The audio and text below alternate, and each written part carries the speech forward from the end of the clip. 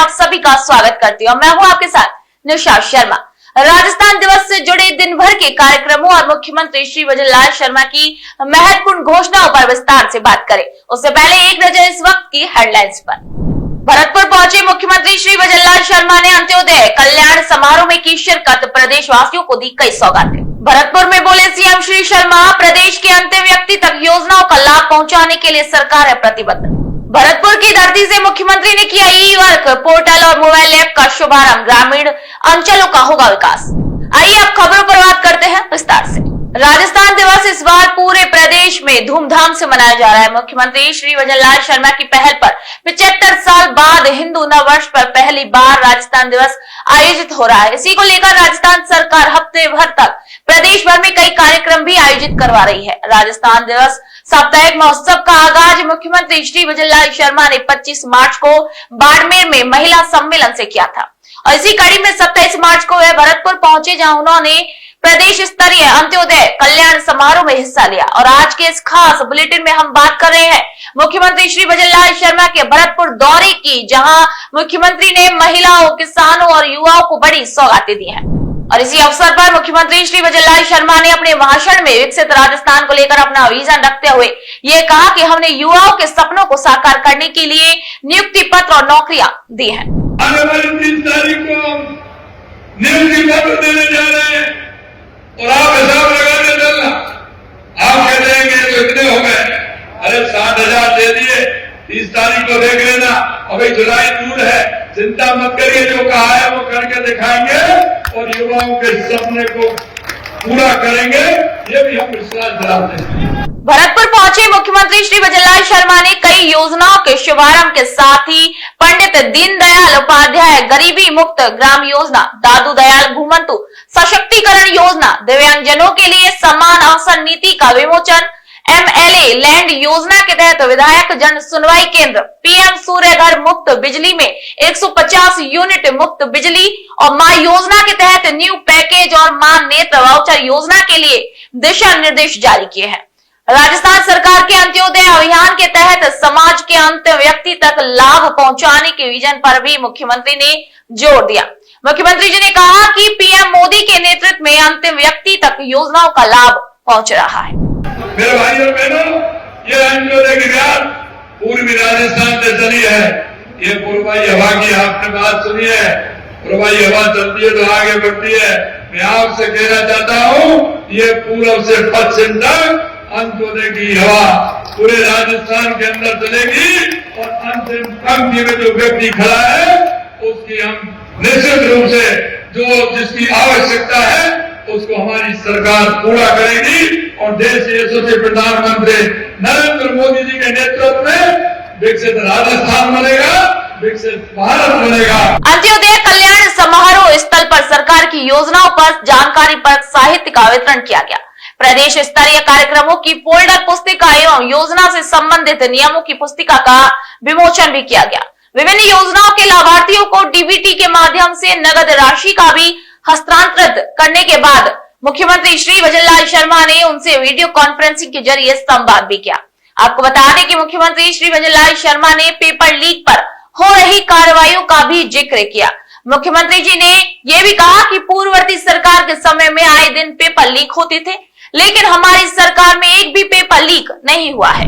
हमारे भी समय में पेपर हुए हैं, लेकिन एक भी पेपर लीक नहीं हुआ है। इसे कहते हैं डबल इंजन की सरकार और ये डबल इंजन की सरकार है। अपनी सरकार के विजन को स्पष्ट करते हुए सीएम श्री वजनलाल शर्मा ने कहा कि हमने गरीब वंचित वर्ग को लाभ पहुंचाया और इसी के साथ ही मुख्यमंत्री जी ने आंकड़ों अग्रणी राजस्थान के सपने को साकार करने में आम लोगों से भी सहभागी बनने की अपील की। एक सशक्त समाज की नीति रख रहे हैं। इन कदमों से न केवल गरीब और वंचित वर्ग को लाभ होगा, बल्कि राजस्थान का चौमुखी विकास होगा। मेरी सबसे अपील है कि आप सभी आंकड़ों अग्रणी राजस्थान, विकसित राजस्थान के सपने को साकार करने में आप सब भागीदारी बने, ऐसा मेरा आप सभी से आग्रह है। अंत्योदय कल्याण समारोह में मुख्यमंत्री श्री वजनलाल शर्मा ने लाभार्थियों के साथ संवाद किया और प्रवासी भाइयों को राजस्थान दिवस की शुभकामनाएं दी। आज जिन लाभार्थियों को विभिन्न योजनाओं का लाभ मिला है, उन्हें मैं बधाई देता हूँ। अंत में मैं इस मंच से दुनिया के हर कोने में रह रहे राजस्थानी प्रवासी भाइयों को भी राजस्थान दिवस की शुभकामनाएं देता हूं। और अंत में मैं कहना चाहता हूं मेरे भाई और बहनों, क्योंकि अगर हमारी संवेदनाएं समाज के प्रति रहेंगी, हमारी संवेदनाएं उस व्यक्ति के प्रति रहेंगी, तो निश्चित रूप से हम एक दूसरे का सहारा बनते हुए सरकार की योजनाओं का ठीक प्रकार से लाभ दिला सकते हैं। सीएम श्री वजललाल शर्मा ने कहा कि राजस्थान सरकार युवा, महिला और किसान सभी के उत्थान के लिए लगातार काम कर रही है। इसीलिए राजस्थान दिवस को लेकर आयोजित कार्यक्रमों में भी सरकार सभी वर्गों को सौगातें दे रही है। युवा हो चाहे हमारी महिला हो, उनके उत्थान के लिए हमारी सरकार काम कर रही है। और आपने देखा हो किसानों के लिए जितनी आवश्यकता है हम किसान के लिए कर रहे हैं। आपने देखा पानी के लिए हमारी ERCB योजना हो, यमुना दल हो, देवास स्कीम हो, इंदिरा गांधी नहर हो, माइग्रेन में पानी देना हो, ये सारी स्कीमें हमारी बन रही है। और बिजली के क्षेत्र में मैं हमेशा कहता हूँ कि बिजली में हमारे राजस्थान में बहुत संभावना है। इसलिए मैं कहता हूँ कि किसान को आने वाले समय में 2027 में बिजली देंगे, उपभोक्ता को सस्ती बिजली देंगे और उद्योग वालों को भी पूरी बिजली देंगे। ये भी मैं कहना चाहता हूँ।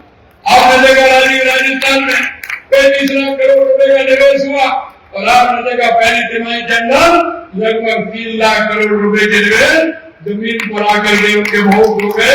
ये बहुत मुख्यमंत्री जी ने यह भी कहा कि दिव्यांगजनों को लेकर हमारी सरकार संवेदनशील है और दिव्यांगजनों को समानता के अवसर देने के लिए भी सरकार प्रतिबद्ध है। दिव्यांगजनों को लेकर हम संवेदनशील हैं, उन्हें सशक्त बनाने को लेकर संकल्पित है। हमने राज्य के दिव्यांगजनों को प्रत्येक राज्य के संस्थान में समान अवसर उपलब्ध कराने के लिए दिव्यांगजनों के लिए समान अवसर नीति 2025 का विमोचन किया है। आज हमने दिव्यांगजनों को पावर रिबन व्हील चेयर भी वितरित किए। इसके अलावा दिव्यांगजनों को असिस्टेंट डिवाइस वितरण भी किया गया है। मुख्यमंत्री ने अंतिम व्यक्ति तक योजनाओं का लाभ पहुंचाने के लिए अपने लक्ष्य को एक बार फिर से दोहराया और कहा कि हमारी सरकार गरीबों की भलाई के लिए बिना रुके लगातार कार्य कर रही है। आज हम सब राजस्थान की प्रगति और समाज में अंतिम पायदान पर खड़े व्यक्ति के उत्थान को साकार होता देख रहे हैं। गरीबों की भलाई में ही देश और प्रदेश की सच्ची प्रगति निहित है, क्योंकि पंडित दीनदयाल उपाध्याय जी कहते हैं कि अंतिम पायदान पर खड़ा व्यक्ति मेरे गांव में, मेरे परिवार में, मेरी ढाणी में कहीं भी कोई व्यक्ति है।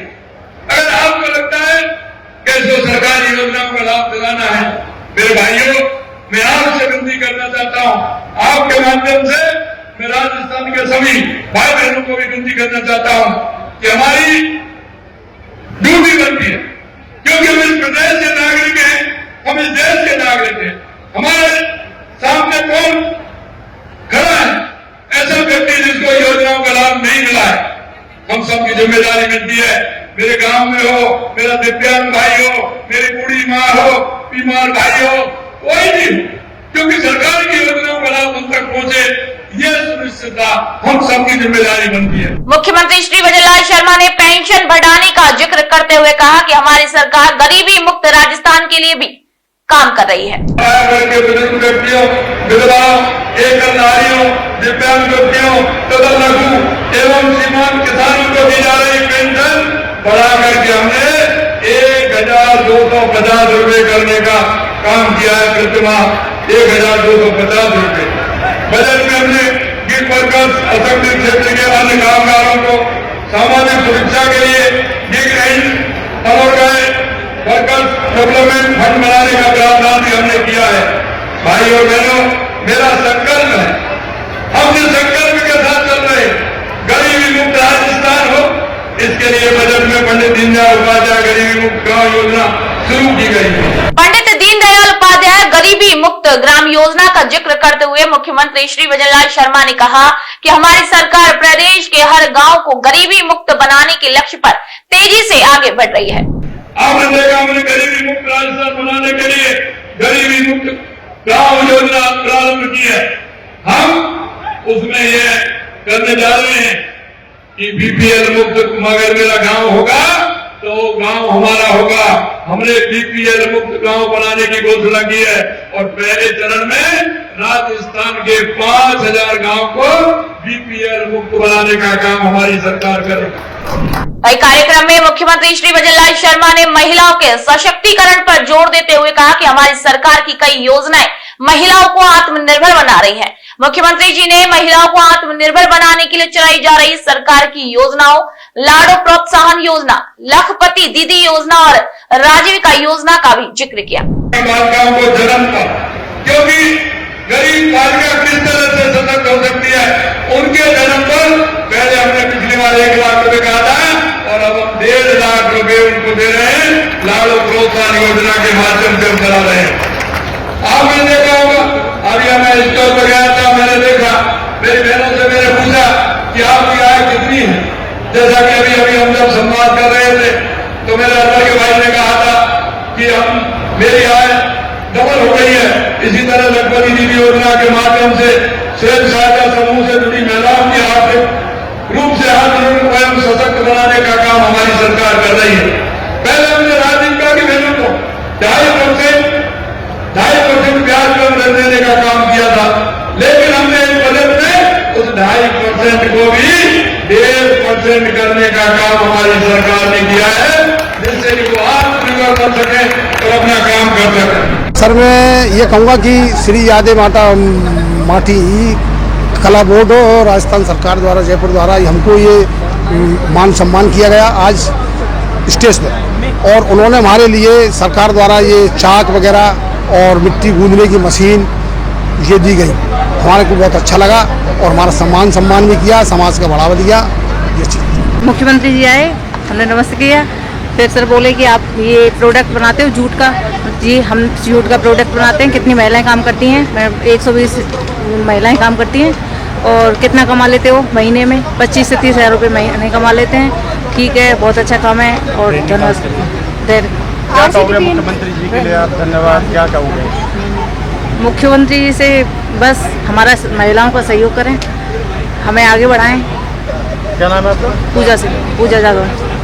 राजस्थान दिवस पर सौगातों का सिलसिला जारी है। प्रदेश भर में धूमधाम से राजस्थान दिवस उत्सव के इस कार्यक्रम को आयोजित किया जा रहा है और इस उत्सव के उपलक्ष्य में आज भरतपुर में मिली सौगातों को पाकर जनता भी बेहद खुश है और हर तरफ से मुख्यमंत्री श्री वजललाल शर्मा को धन्यवाद भी दे रही है।